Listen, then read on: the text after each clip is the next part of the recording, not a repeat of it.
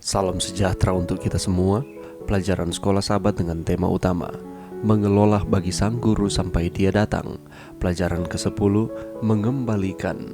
Kamis 9 Maret, warisan spiritual. Meskipun sukar untuk mengetahui bagaimana rupa kehidupan di atas dunia kalau manusia tidak berdosa, satu hal yang kita dapat ketahui dengan pasti, tidak akan ada penimbunan, tidak ada ketamakan, tidak ada kemiskinan. Hal-hal yang telah melanda dalam kita sejak awal catatan sejarah. Rasa kepemilikan kita akan hal-hal yang telah kita upayakan, dan jika melakukannya dengan jujur, adalah sepenuhnya milik kita yang benar, adalah satu manifestasi kehidupan dalam dunia yang telah jatuh. Namun pada akhirnya, terlepas dari seberapa banyak yang kita miliki atau tidak miliki, ada satu poin penting yang kita harus selalu ingat. Bacalah ayat-ayat berikut ini. Apakah poin utama dari semuanya, dan bagaimanakah poin itu berpengaruh pada apa yang kita lakukan dengan apapun berkat materi yang telah Allah berikan kepada kita? Kita semua adalah penatalayan dan pengelola dari apa yang Dia telah percayakan kepada kita, yaitu Allah adalah pemilik utama semuanya, dan Dialah yang memberikan kehidupan, keberadaan, dan kekuatan kepada kita untuk memiliki segala sesuatu. Makanya, masuk akal ketika kita sudah selesai dengan apa yang Allah telah berikan kepada kita dan telah menjaga keluarga kita, kita harus kembalikan yang sisa kepadanya.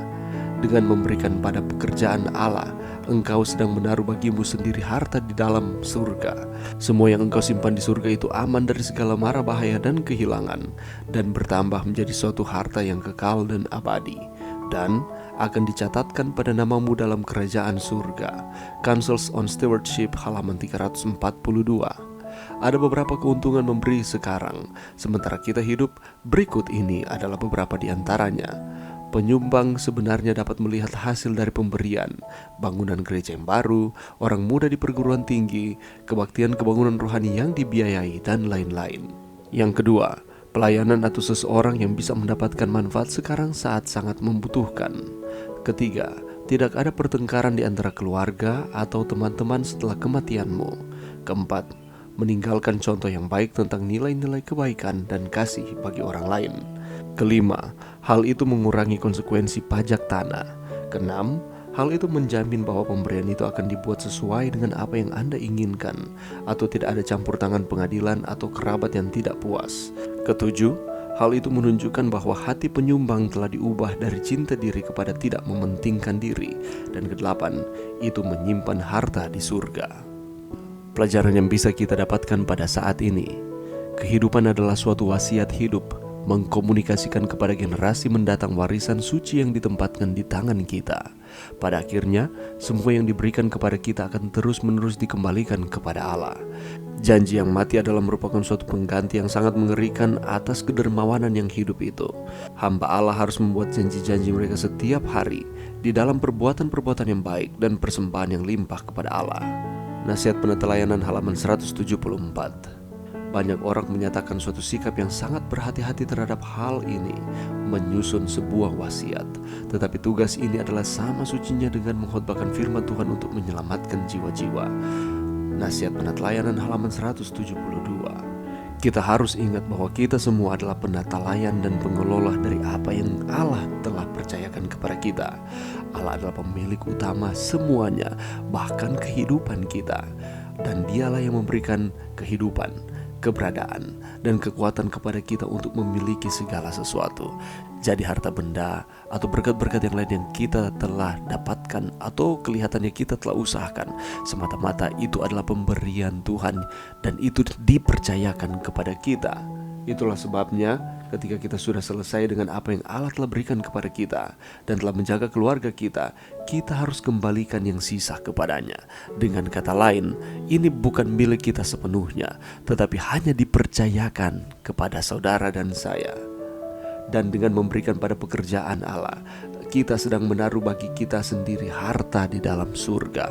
Warisan spiritual yang sementara kita simpan ialah manakala kita menaruh akan setiap talenta, berkat-berkat yang Tuhan sudah berikan untuk membantu akan pekerjaan Allah. Dan kita sedang menyimpan harta surga. Dan semua yang kita simpan di surga itu aman dari segala mara bahaya dan kehilangan. Kalau mungkin kita menyimpan harta benda, uang, atau apapun itu, mungkin di dunia ini kita merasa tidak aman. Tetapi manakala kita membantu pekerjaan Tuhan, menggunakan segenap berkat-berkat yang Tuhan berikan kepada kita untuk pekerjaan Tuhan, maka kita sedang menyimpan di tempat yang aman. Dan itu merupakan suatu harta yang kekal dan abadi.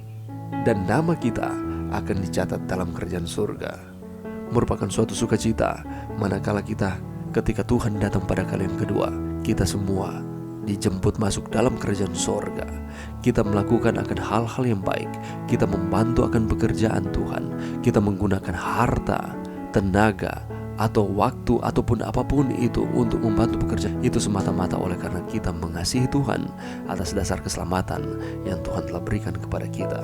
Itulah sebabnya mari kita mengumpulkan harta di surga, warisan spiritual, dan manakala Tuhan datang, kita akan mewarisi kerajaan surga.